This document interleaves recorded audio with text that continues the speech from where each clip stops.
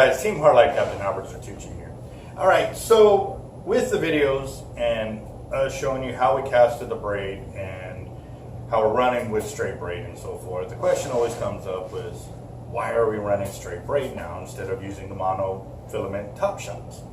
Well, that was a long and drawn out test that we unintentionally did, and the reason for that was because originally when we got into big rig shark fishing, it was Power Pro 1500 yards and then mono top shot. And so as we continued to do that, when we went from the 50, we went to the 80, and we just started adding more mono because we've actually ran it where I did 3,000 yards of 100-pound Power Pro on an Avet 80 with the 150 yards 100-pound mono.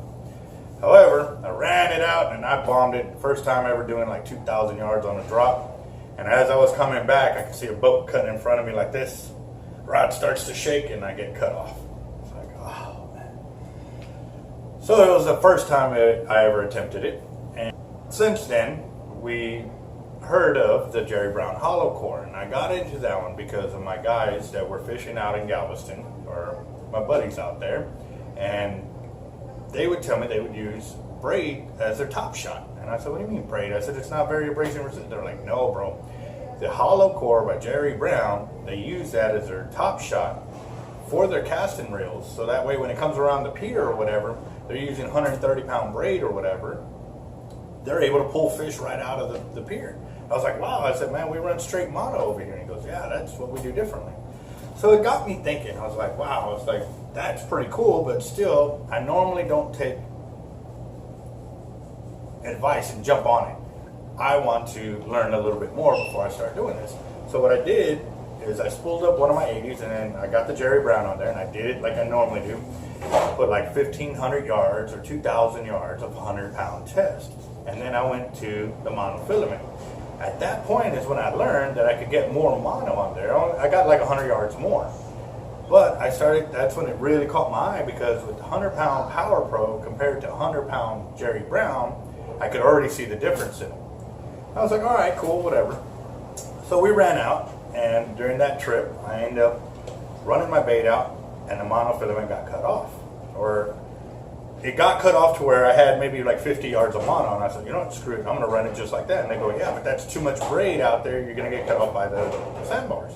I was like, well, it's a good test to try out, so that's what we did. I ran it out.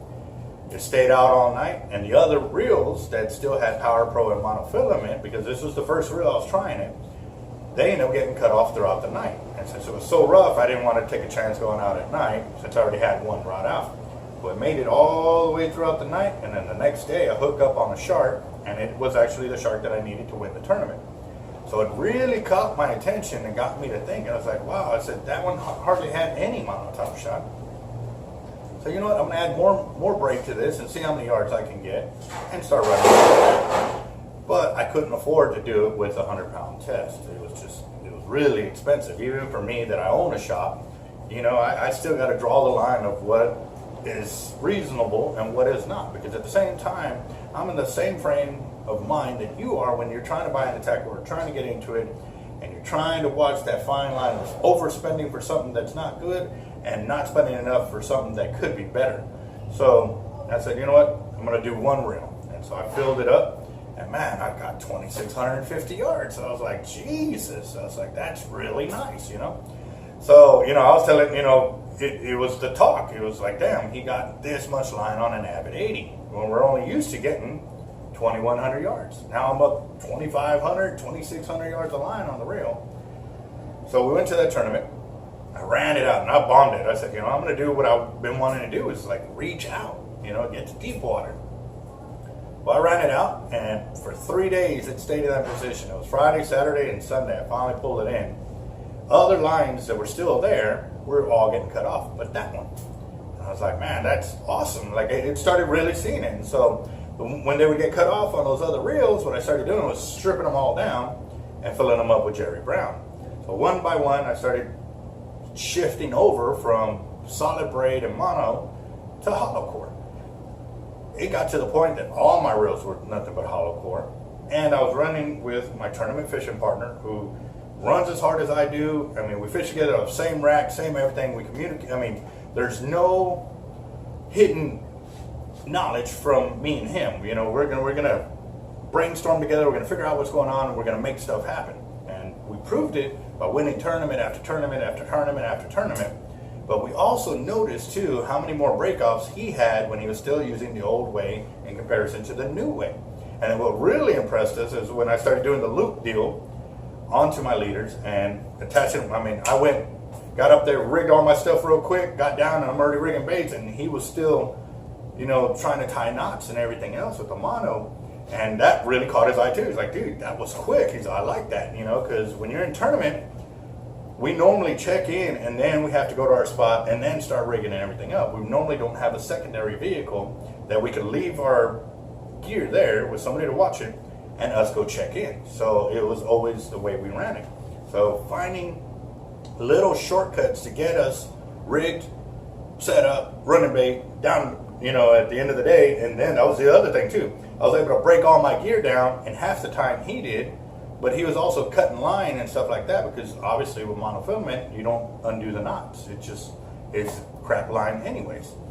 So we went through that whole season, and then I mean, it became very apparent really quick how much better running straight braid in comparison to mono was for us. I mean, because we had side by side. Normally we ran the same amount of rods, same amount of distance. I mean, we did this we'd stagger them out the same distances and stuff like that. So there wasn't nothing that we could see in this variable of testing and so forth that said that we were harder on one than on the other. It was all side by side action, and it was a beautiful thing that we actually did it, because now all of our big rigs, all of our casting are nothing but straight hollow core braids on them. And even then for casting, y'all seen my collaboration videos, and if y'all haven't, y'all might want to check that out. Casting the SX, MXL, LX, and HXW Raptor with the MC. Mind you, they only made 24 of those, but might have something coming, guys. I don't know. I'm waiting for it to get into my hands, and if it does, y'all will be the first to know. But so that's how I evolved from running monofilament top shots and solid braid to running straight hollow core. And now I see the difference when I get cut off. Say I lose 500 or 600 yards of line, I splice in and I just add in 500 or 600 yards of line. So now I'm technically always fishing with brand new braid all the time. So when I started doing it for me and my team, I figured out, why not pass on the knowledge to all my customers? So now that I'm doing the YouTube channel and they're asking all these questions, now I can help you. And this is the reason why I run nothing but straight braid on big rigs and cast outs. All right, guys, I hope y'all enjoyed the knowledge. And again, like I said, you know, this is my YouTube channel. It's called Team Hard Life. We'd love to share our knowledge, and we're going to keep looking into whatever laws come in and how we can help you still do the shark fishing or any kind of fishing for that fact.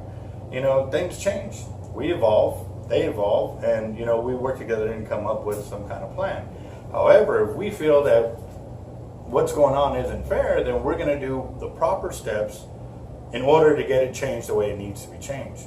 So this year, I'm going to be doing a lot of videos I'm already going to start implementing the new hooks that are required for shark fishing come September 1st of 2019, which is a few short months away. But what I'm going to start doing is gathering evidence and putting it all together, so that way when it comes time for us to be able to get paperwork to get this law changed, we'll have all the hardcore evidence needed to show why we don't like the non-offset hooks. The circle hooks for mine. Now, in that same time, I'm still going to be using my J hooks for my big rigs. All my cast sets I go circle hook, but they're all offset. And I'm going to start bringing some that are non-offset. So I'm going to put them side by side like I normally do, fish the same way, but you're going to see the difference when we go to pull the hook right out. How easy it is in one direction and compared to the other. So, all right, guys, y'all stay tuned, especially those that love to share my videos and try to get me in trouble. Thank you, because still you're getting me more views. You know, I thought my haters weren't going to be here, but they're watching. They're always watching. Thank you, guys. Y'all have a good one.